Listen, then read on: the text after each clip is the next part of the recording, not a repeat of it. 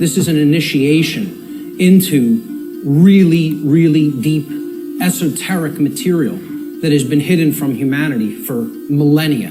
Why is this knowledge hidden away from people? To what ends? The knowledge of the occult is not commonly known. That's why it's not the exoteric. It's not given to the masses. It's the esoteric. It is reserved for the few. And there's a reason for that. It's been deliberately hidden away and kept from the general public in order to create and maintain a power differential. Because if someone else is an extreme level of knowledge, they know how something works, like something as trivial as how human consciousness works, how human motivations work, how human perceptions work, how human beings can be manipulated.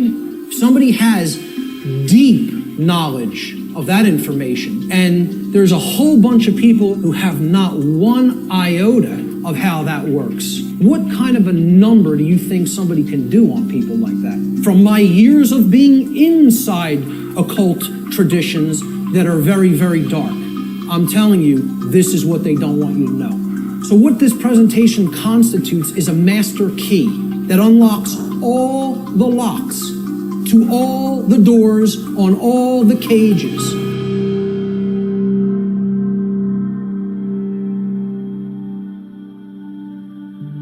This presentation is called Natural Law, the Real Law of Attraction, and how to apply it in your life.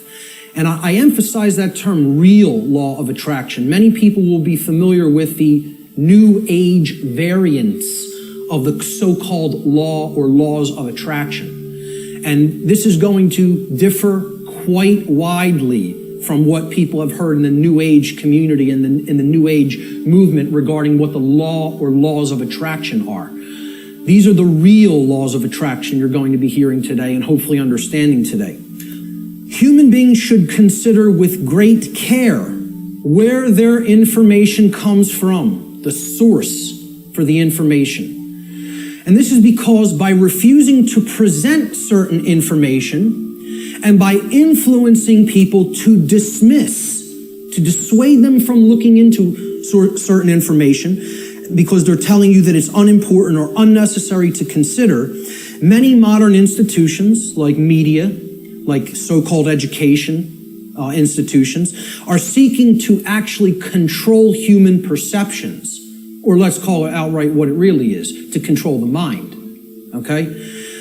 And therefore to limit what human beings may even come to understand, and therefore by limiting what they are coming to understand, they're actually limiting what they're able to do, what they're able to change, what they're able to create in the world, okay? So you have to be skeptical of where your information comes from. And that's why I tell people at the very beginning in my lectures, do not believe me. The worst thing you could do is believe what I'm telling you. You need to look into it for yourself, and most of all, you need to do personal introspection to really feel inside of yourself whether this information resonates with truth.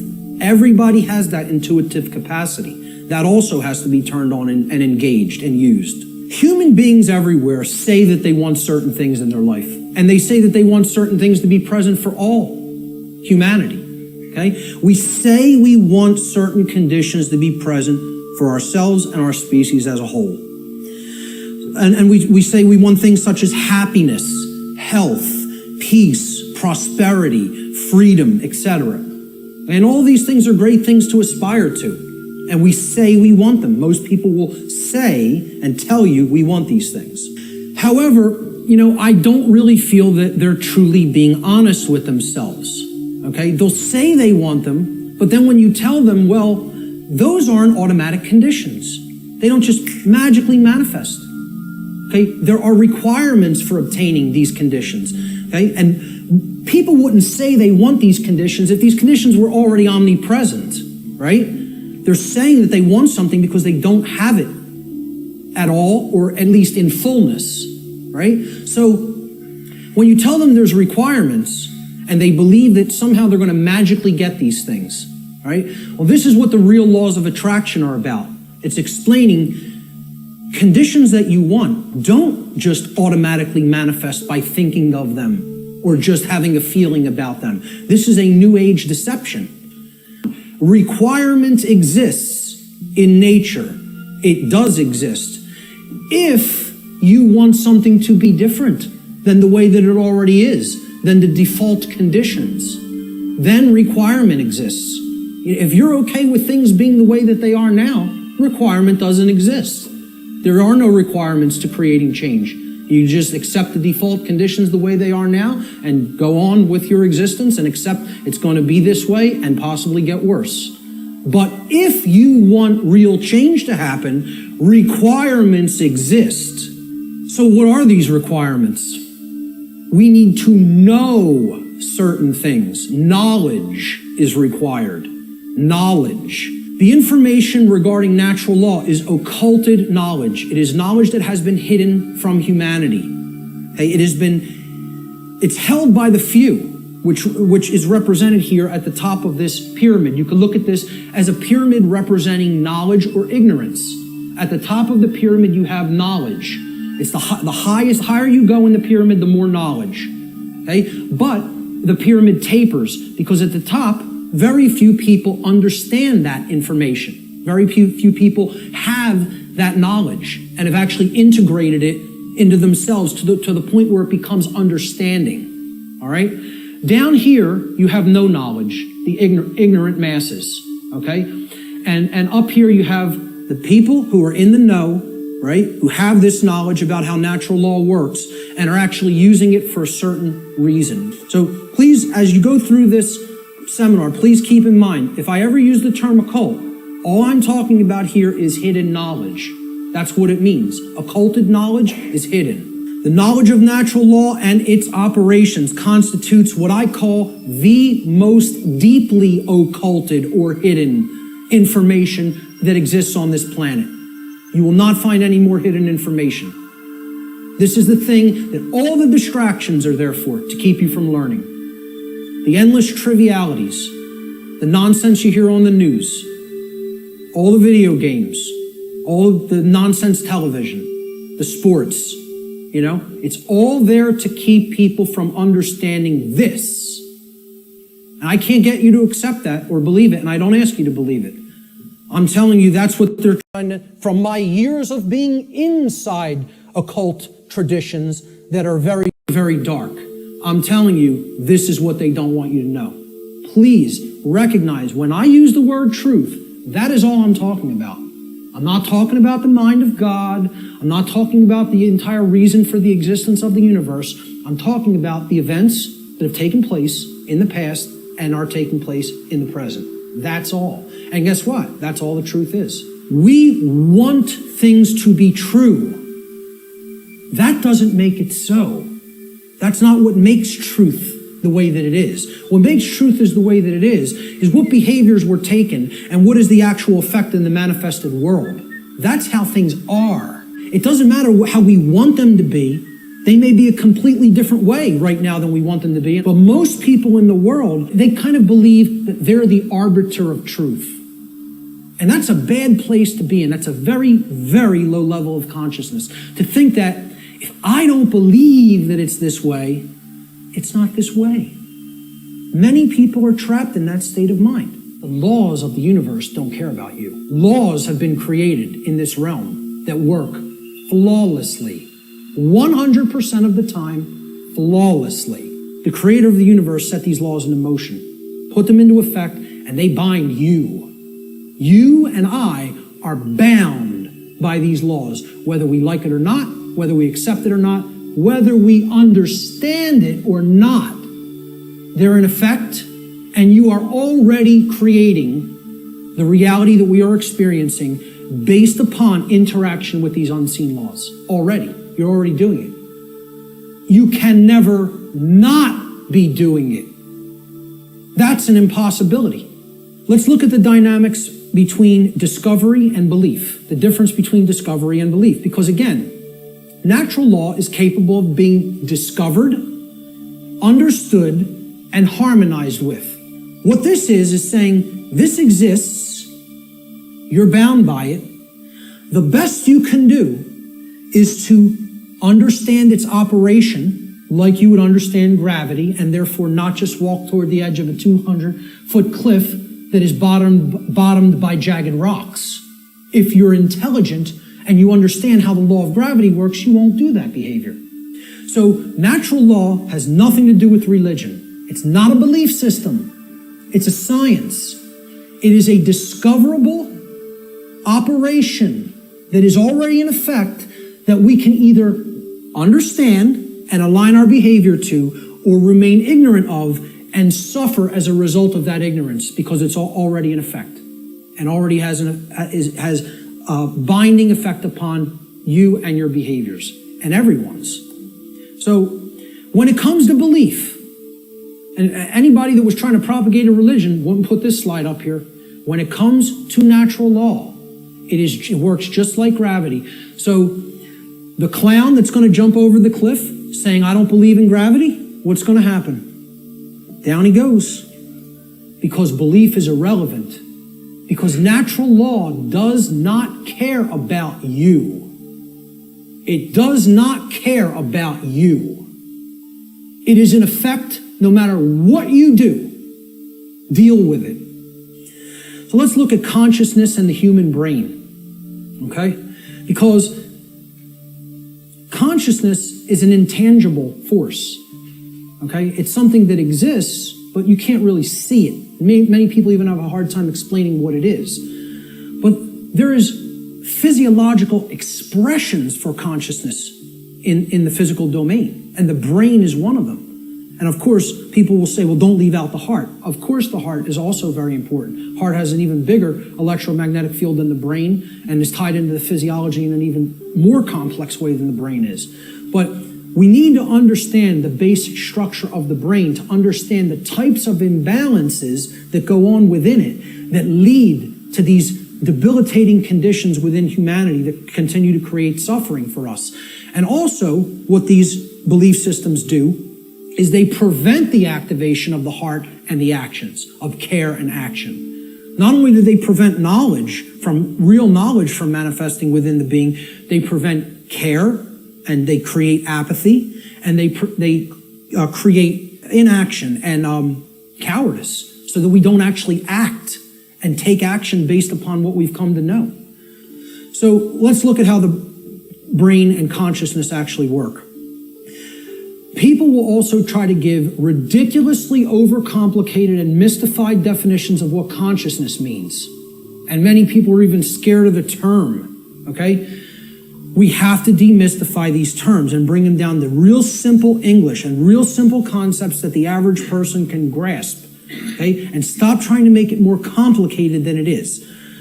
Being conscious of something, meaning having consciousness of it, is an ability of the being to recognize patterns. Remember, this is all about pattern recognition. To recognize patterns and meaning with respect to events that are taking place or have taken place, okay? Both within oneself, okay, in the inner realm, in the lesser realm, the realm of the individuated consciousness, and in the realm in which the self exists and operates, the macrocosm. So it's our ability to accurately perceive truth of what has happened and what is happening. That's consciousness. That's consciousness. And it's made way overly complicated by people. It's mostly made overly complicated in the New Age movement, again. Now, how does consciousness express? There's a difference between what it is and how it expresses in our life. Consciousness expresses. I ask people, just tell me, what are the ways you could ever make yourself known to any other being? How can any other being come to know who you are in this incarnation, in this physical manifestation? How could they possibly come to know you? How could you manifest yourself or make yourself known to them? And there's only three ways: thoughts, emotions, and actions, okay? And I would say speech falls into the line of the combination of thoughts and emotions. And speech is also a form of action.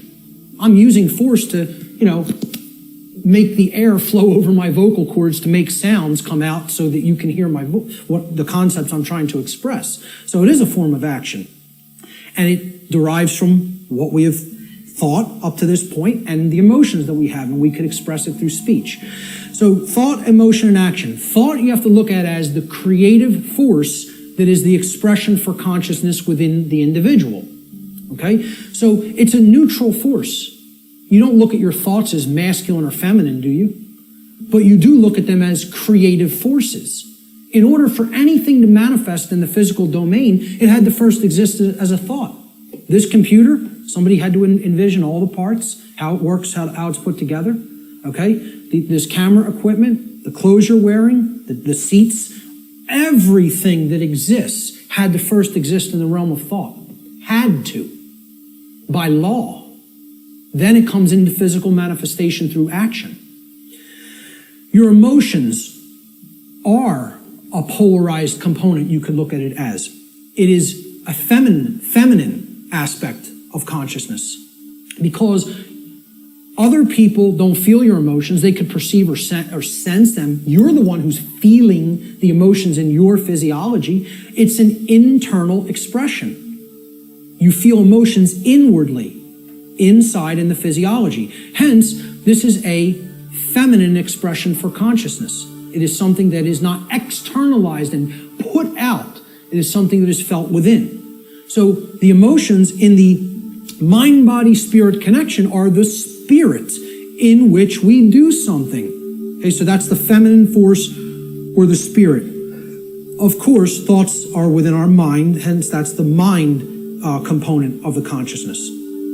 Then there's a marriage between them. Okay, so you can look at thoughts as the creative essence, which then blends with or marries to the feminine. Now, see, we're getting into a notion that is taught in many different religious traditions. It's called the Trinity.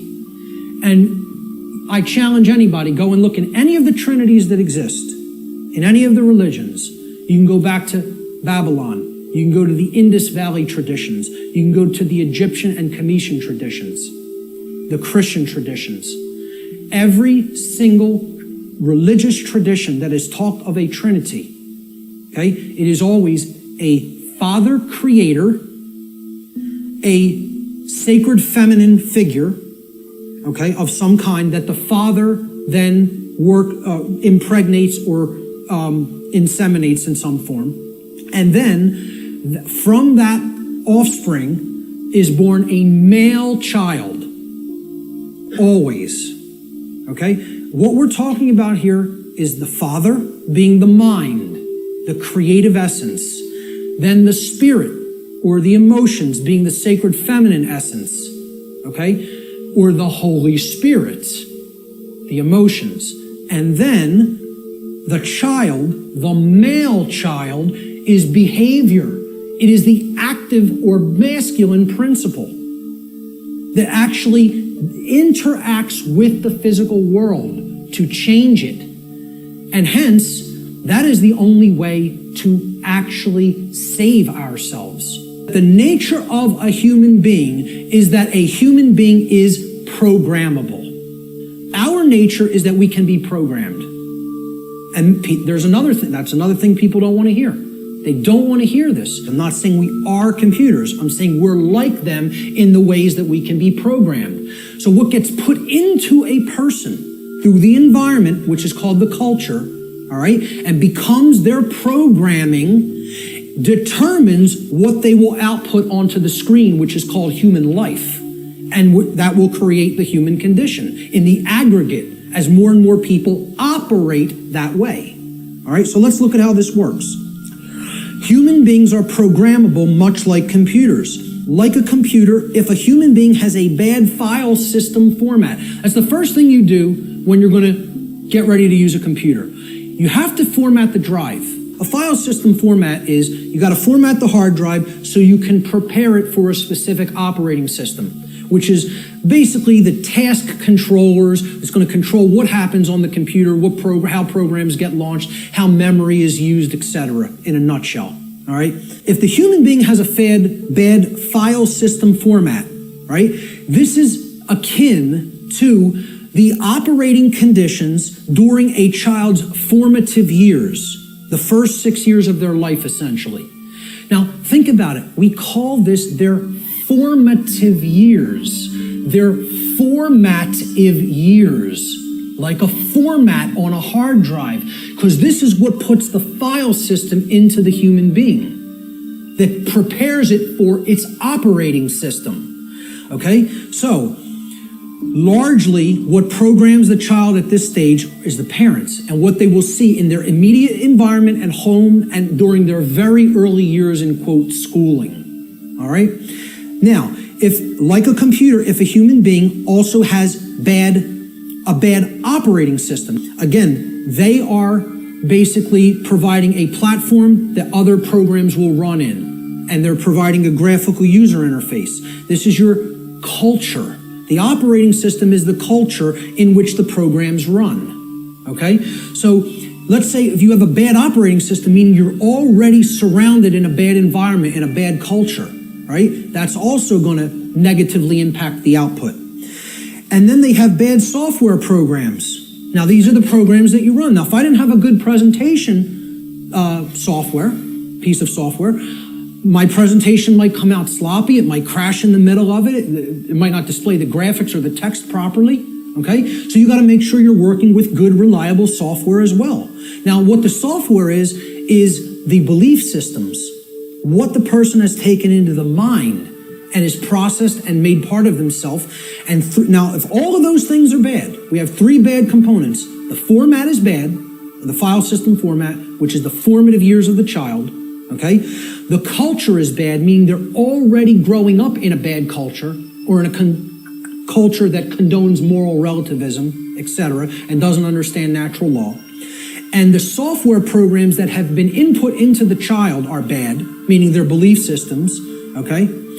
What do you think the output of that, quote, computer is going to be like? Is it going to be good? Is it going to be chaotic? If I screw up my system's hard drive format, if I put an operating system that is like at alpha state and it's not ready for prime time because the development's not finished, it's half-baked, okay? And then I load crappy software that's full of bugs and the developers didn't really care about programming them correctly. Do you think that computer is going to operate properly and give me the output on the screen I'm looking for, or output on the printout I'm looking for, or output on the internet that I'm looking for? Good luck. If you know a little bit about computers, you're laughing now because it would be ridiculous to assume that it could do that. Well, why do we think that we're going to have that in our environment when all of these things are badly programmed? See, the output onto the screen is also going to be horrible if all those three things, that determine how the system works are also bad. So it will contribute to deteriorating conditions on a mass scale. Like a computer, the behavior of a human being largely depends upon its programming. And its programming is the quality of the information that is being input into it. The quality of the information it's taking in. The quality of the information it's taking in is going to determine the quality of the information it's outputting, like any other computer. So if garbage goes in, surprise, garbage is going to come out. If good information goes in, quality will come out. And the output will be as one wants it to be. It will be able to process and create efficiently, effectively, not chaotically. Here's a very simple diagram. Again, if people understand it, they really get how natural law functions. And again, it's very unpopular. People don't want to look at what the bottom base foundation or platform of this structure is. Because once again, this idea that knowledge is what's required makes many people upset because they want to believe they're going to achieve these things they say they want without doing the work to acquire that knowledge, and therefore understand the requirements for obtaining those conditions. So we start with available information. This constitutes potential knowledge, and it can become knowledge if it's taken in, if it's amassed, if it's aggregated, okay? It can be gathered, it can be processed, it can be understood, and then it can be acted upon. You could call this the grammar stage of this three-part process I'm going to explain. Okay? You could also refer to this as the input stage. If we're looking at it in a computer model, this is the stage of inputting information or programming something. Okay? Now, the next step that's built upon this is once you've taken information in, necessary information, you then come to a position of understanding it. You know what it means, you recognize the patterns. All right? So this is the second step in this process. Now, your understanding or lack of understanding, okay, now in the first stage, your knowledge or lack of knowledge is going to lead to understanding or lack of understanding. If you have understanding present, your decision-making processes are going to be in harmony with what you say you want, okay? You're going to understand, if here's what I want, this is what's necessary to get that, to make that happen, to manifest it. That's understanding. It's a decision-making process that happens within the mind. These processes take place in the human mind and are chosen by each individual based upon available information. So again, you can see if information is held back, if it is occulted, or even if it's just people are dissuaded from taking it in because people will say, no, there's nothing there, there's nothing to it, right? You could see how they'll never get to this step. They'll never understand. They'll never get to the second level of creating our reality. The third stage to this process is what you do with what you have come to understand, to know and understand. So this is the action stage, okay? Each individual's behavior, the behaviors that they choose through their own free will, is based upon the quality of their decision-making processes that are happening within the human mind. Okay? That process, as we've already seen, is in return based upon the quality of available information. So this is behavior. See, people don't think of wisdom as behavior. They don't think of wisdom as action. They think of it as something that you just know. No, wrong. Wisdom is not knowledge or understanding. Wisdom is action. Let me say this again. Wisdom is action. It is knowledge and understanding that has been applied. So, based upon these three processes, something is generated. Something is created in the physical manifestation, physically manifested reality, the real world, so to speak. So, the manifested reality is based upon the aggregate behavior.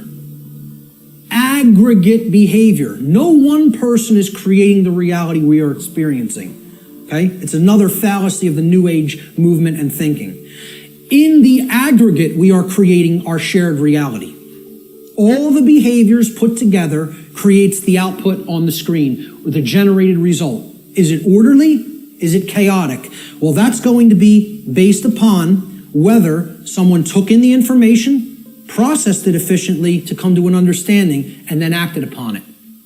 The manifested reality is the quality of the condition which manifests in any given society based upon the aggregate quality of human behavior within that society. This is how our reality is actually created.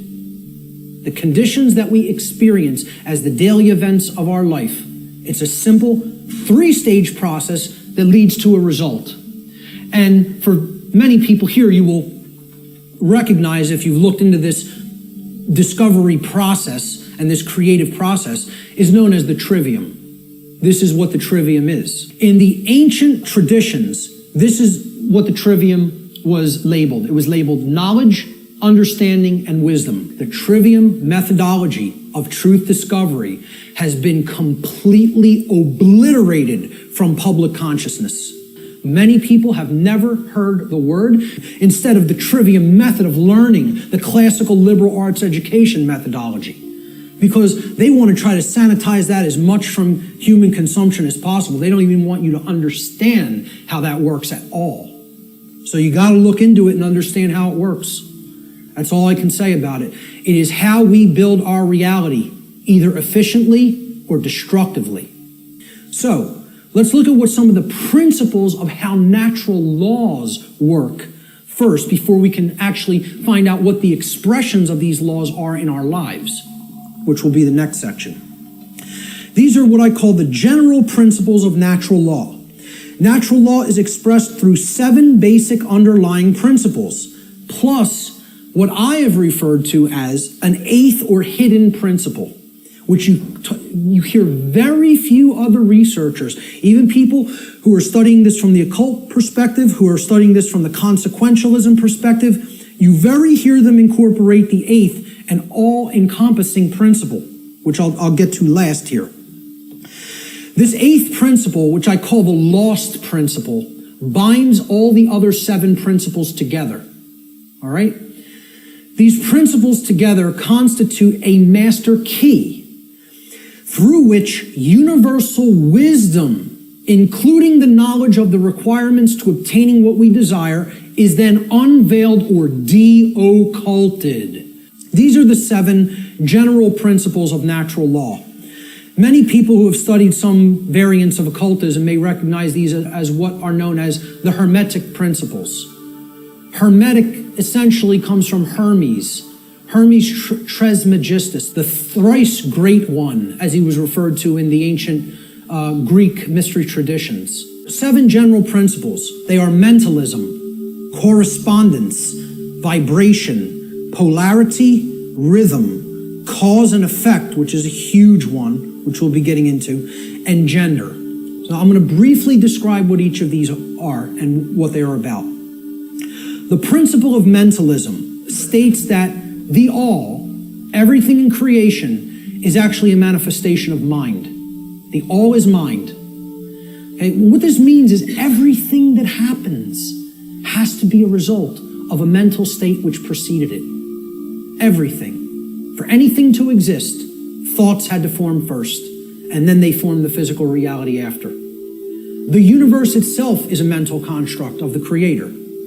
Thoughts lead to the manifestation of things and events. Thoughts create conditions. Thoughts create things and conditions. They cannot just magically manifest themselves. Thought comes first. Thoughts create our state of existence and the quality of our experience here on earth, ultimately. Therefore, we should be responsible for everything that we create by being responsible for that which we think. Because the thought processes are what are driving the behaviors. People behave the way they do because they have certain belief systems embedded in the mind and running like a program. Their thoughts and their emotions are driving their actions. So the behavior is not magically suddenly going to just change. The thoughts and emotions have to change because they're the driving force behind the behavior. That's when reality will change. See, people don't want to hear that, once again. They don't want to hear, if you want to change reality, you, yourself, have to change the way you think. Because the way you think is not conducive to the requirements for getting what you say you want. They're doing the exact opposite of that in many cases. So that's the principle of mentalism. The principle of correspondence states that that which is above is similar or like to that which is below. So what this means is that which is below, and that which is below is like to that which is above. It's a mirror, okay? The above is like the below is like the above, all right? The above, in this case, is the macrocosm, okay? The laws of the very large things, okay? The laws that govern the creation, which we consider is seemingly outside of ourselves. We know at the deepest level that it's not, that we're one with it, but we perceive this as out here, the laws that govern the large aspects of things. So the macrocosm, or the very large, the totality of everything, and the microcosm, which is the very small, or the individuated units that comprise the whole in their aggregate, okay? They are reflections of each other. They cannot be separated from each other. As one goes, the other goes. The universe is actually a holographic system. A hologram is an image, okay? You pass a laser through it and then projects a 3D image. Okay, it's like a flat image and it projects a three-dimensional image. But the aspect why they call it a hollow, like holistic, hologram, holistic image, is if you break a hologram into multiple components by cutting it. So if I take a hologram and I cut it in 4 pieces, you don't have a quarter of the image on one part of the hologram and a quarter on the other and a quarter on the third and a quarter on the fourth. You have 4 whole images that only lose their resolution by a quarter, okay? So everything is contained in all the smaller parts, okay? That's like the reality that we're living in. Our universe is a holographic one. So the universe is inside the individual. And the entire universe is like an individual. They're reflections of each other. To know the workings of the individual will help lead us to an understanding of the macrocosmic laws. Similarly, to learn the macrocosmic laws will help us to learn the way that consciousness within the individual functions. These two things cannot be separated from each other. And once again, as I said near the beginning, that's what occulted knowledge is. The knowledge of the occult is how the microcosmic world works, which is the individuated consciousness, and how the macrocosmic world works, which is natural law. So the other part of the principle of correspondence is that our reality is also fractal in nature. Now, if you studied fractals, these are self-similar mathematical generated patterns, okay? We see this through things like Fibonacci sequence in mathematics, and this is repeated endlessly throughout nature. Okay, so you look at the structure of the atom, and it's similar to the structure of the solar system, which is similar to the structure of the galaxy. They work the same way. They look the same. You pull back enough, you'll keep seeing the same pattern repeat. The principle of vibration simply states that there is no such thing as rest, as dead or non-motion. Okay, death in that sense is an illusion, because true death would be the cessation of all motion and energy. There is no such thing. It doesn't exist. You cannot go anywhere in creation where something is at complete rest.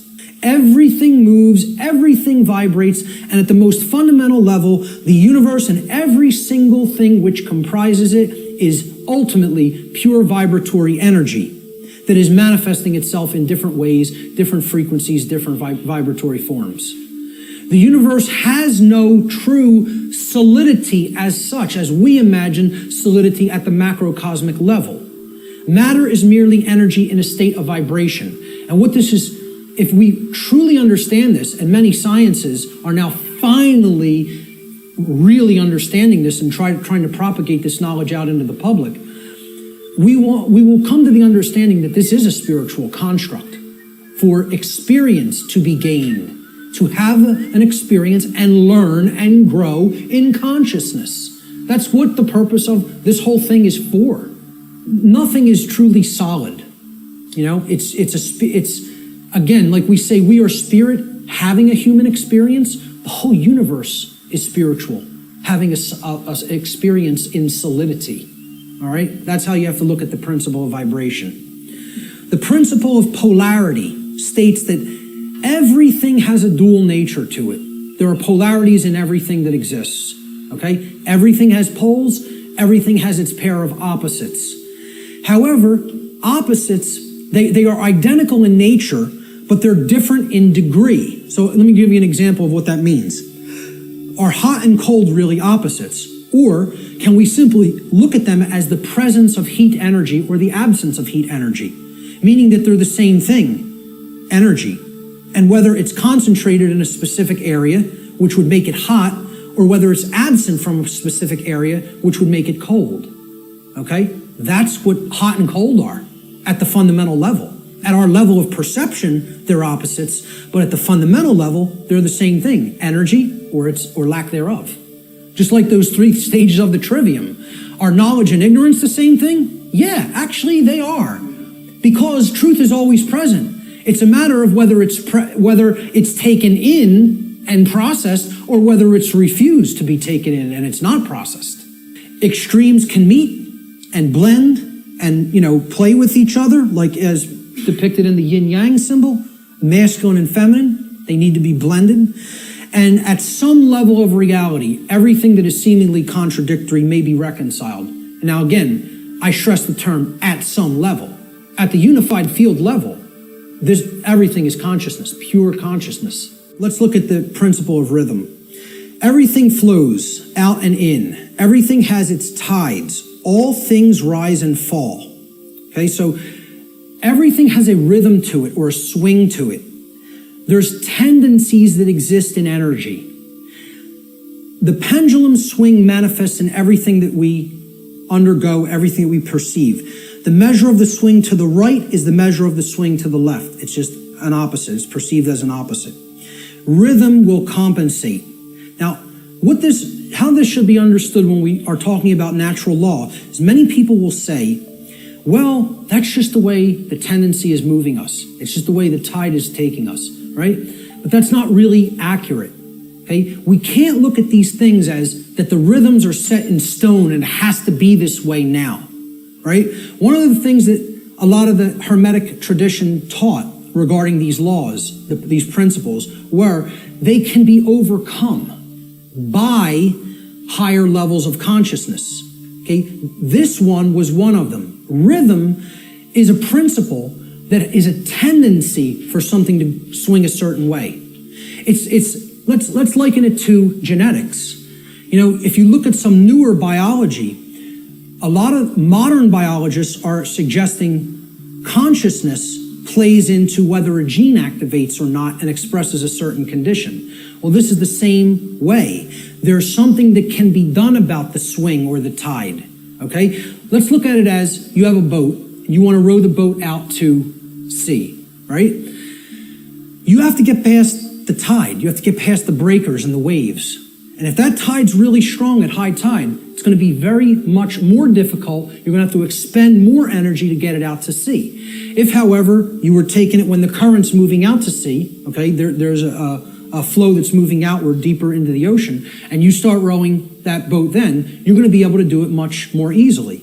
Okay, so if there's winds pushing along a plane, it's going to have to expend less energy. It's going to get there more quickly, okay, because it's adding to the energy. If, however, you're flying against the wind, you got to expend a lot more energy. It's just a tendency. You can still get to where you want to go. You may just have to exert more effort. So that's the principle of rhythm. This is the principle here in natural law that most fits in with how I'm using the term natural law today, cause and effect. Many people, again in the New Age community, don't want to believe that there's causes and effects, and that effects are driven by causes that, come first and then manifest conditions. So the principle of cause and effect simply states that every cause has its effect and every effect has its cause. Every single thing that occurs happens according to law, all right? Chance is a name for law, a law not recognized. There are many planes of causation, but nothing escapes the law. So again, is there free will? Yes, there is free will. But is there free will to ignore law without consequence? No, there is not. That's the limit of free will. Free will is operating within boundary conditions that I'm referring to as natural law. It's a series of laws, actually, okay? Free will operates within these parameters or boundary conditions that cannot be exceeded or gone beyond without consequence. Oh yeah, you can break natural law. Yes, you can break it, but you cannot break it without consequence. You cannot break it without consequence, negative consequence. And that's why this body of knowledge has in the past been referred to as consequentialism.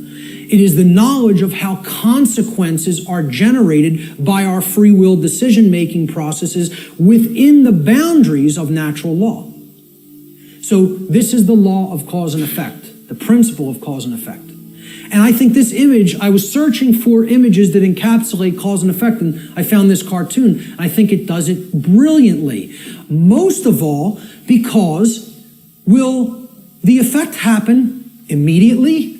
No, it will not happen immediately. There is a time lag. You set the cause into motion.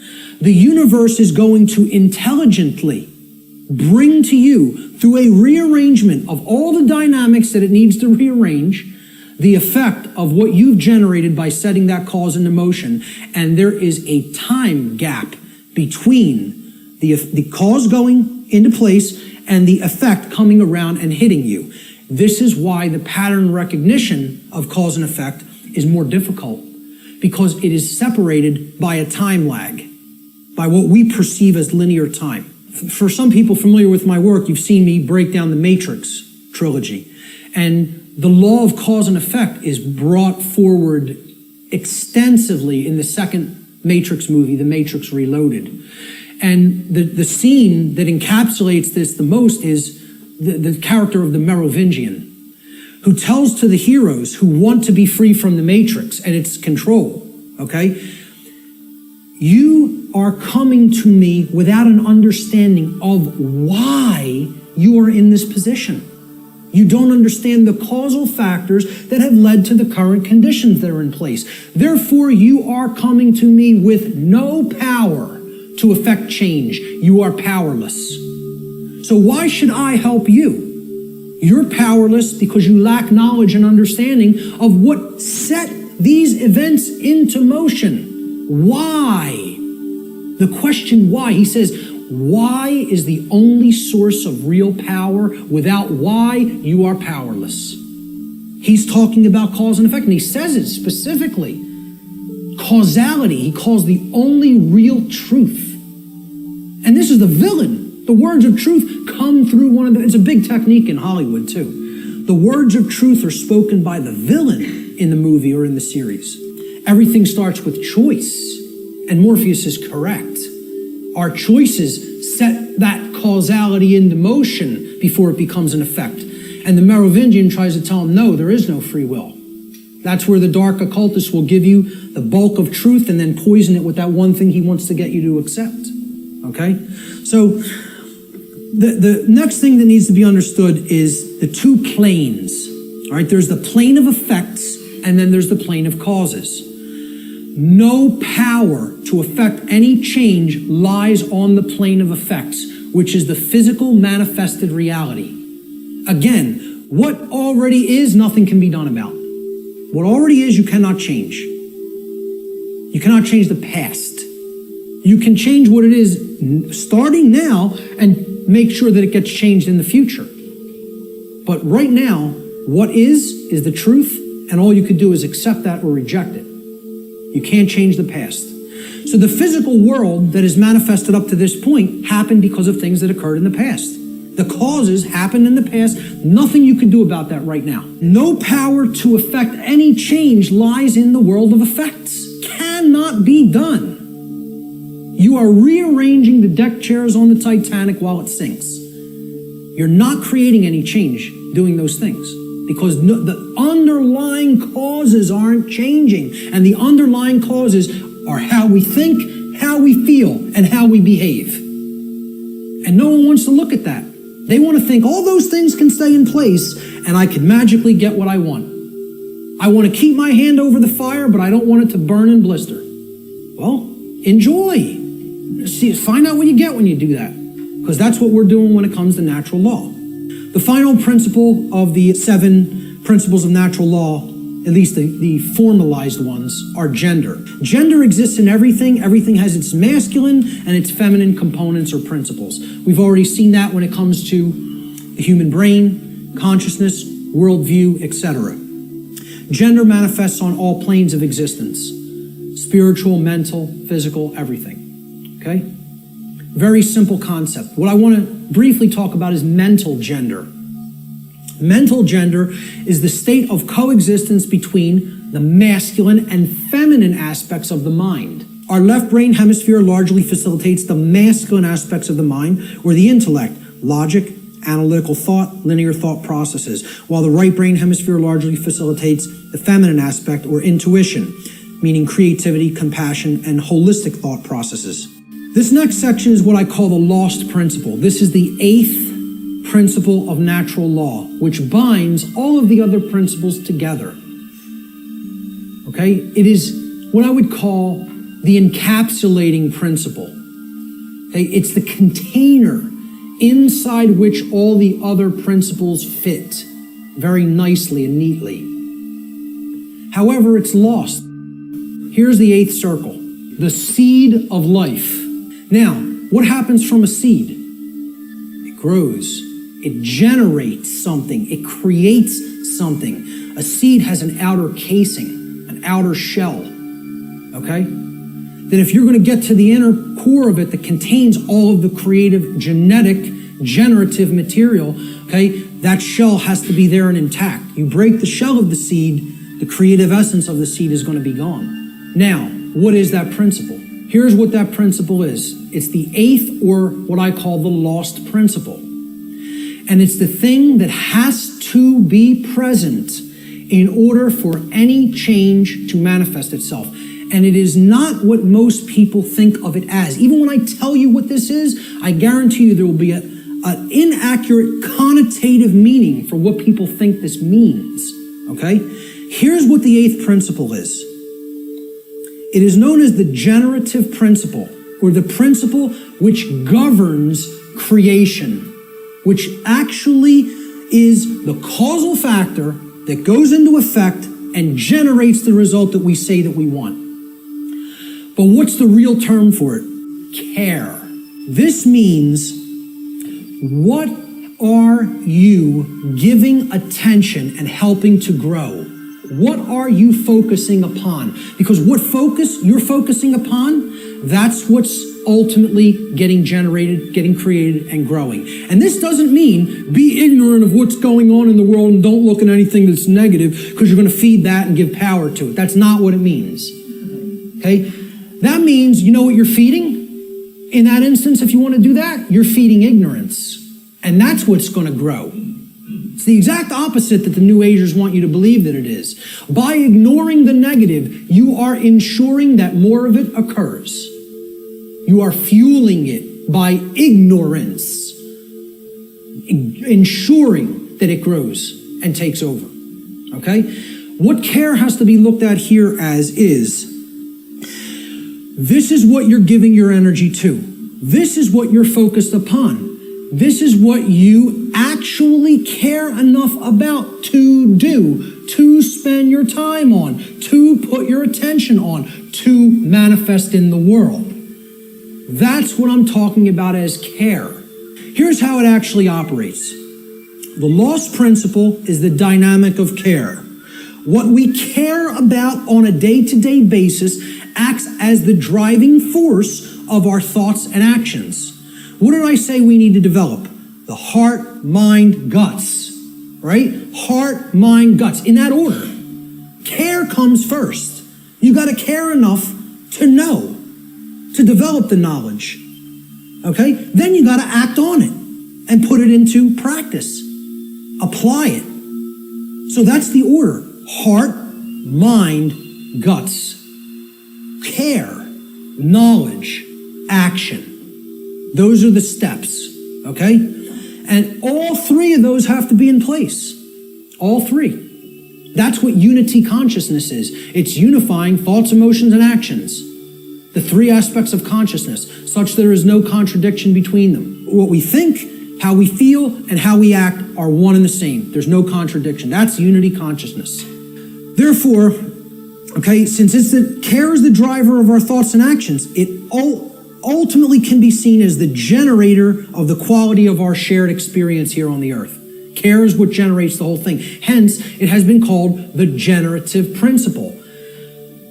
Liken the heart to a pump in the body. Well, what does a pump do? It's a generator. It provides energy. It moves the life force through the blood in the body. In every ancient tradition, they talked about the life force being in the blood. The heart is what pumps that through the whole physiology and enables us to continue to sustain life, okay? The heart is the generator, it's the pump. It's the center of the being. As important as the brain is, which we just talked about the importance of it, the heart is ultimately what's generating the experience, because what we care about determines what we think about on a daily basis most of the time, and therefore how we behave, all right? So, This principle has often been referred to as the generative principle. Is anybody familiar with the compasses and square symbol of Freemasonry? With the G in the middle?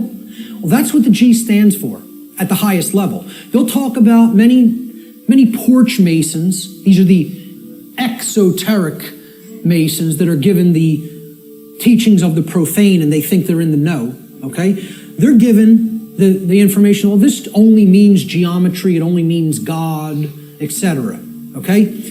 One of the things they'll tell you it means at a slightly higher level is that it means gnosis, knowledge, okay, which we saw the meaning of in Greek earlier. At a higher level, at illuminated levels of Freemasonry, which are above 32nd degree, they will give you what the real meaning of the G inside the compasses and square is, and it is the generative principle. It means Genesis, creation, okay? And yeah, you can tie that right back to God. I'm not saying those things are different. And the forms that get created in the physical manifested world are geometric forms. So it is geometry as well. It's all these things. But at the highest level, it's the generative principle. That's what that G really stands for in esoteric Freemasonry, okay? It's called the generative principle because that means to create. It comes from, the word generative comes from Latin. The verb genere, as we've already talked about, means to create. And the generative principle is what we create through. And it's lost because people don't care. They don't have care. Hence, it's the lost principle.